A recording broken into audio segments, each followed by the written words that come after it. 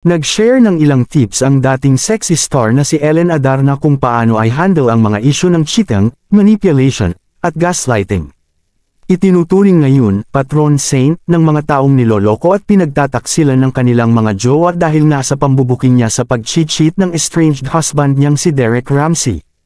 Inisa-isa ni Ellen ang kanyang advice kung ano ang dapat gawin sa isyu ng cheating at toxic relationship matapos mag-open up ang isang netizen about her difficult relationship.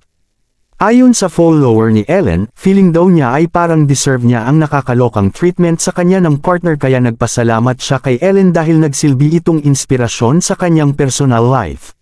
"Thank you because now I know that I am not the only one in this. And someone had the courage to step out and walk away," sabi ng netizen. Nag-reply naman sa kanya si Ellen, "I got so many messages and these are my tips." Narito ang kumpletong listahan ng mga tips ni Ellen. 2. Record like you're filming a documentary.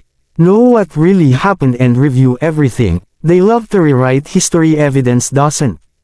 They'll bend your reality and make you question your sanity. 3. Keep everything in writing. They love storytelling and playing the victim, but they hate receipts.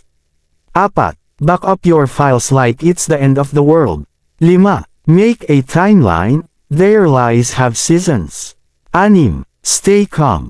7. Secure your phone. Change passwords. 8. Collect quietly. Don't disturb their delusion. 9. Gather witnesses. This strengthens your evidence. 10. Lawyer up. Protect yourself. Collect the truth, and let them choke on it. Lahad ni Ellen. Sa isang hiwalay na Instagram story ng former sexy actress sinabi nitong, "And lastly, see a therapist at build a strong support system. Healing is power." Nauna rito, naloka at tawang-tawa si Ellen sa alibay ni Derek tungkol sa cheating issue dahil kinulam daw siya ng isa niyang ex-girlfriend.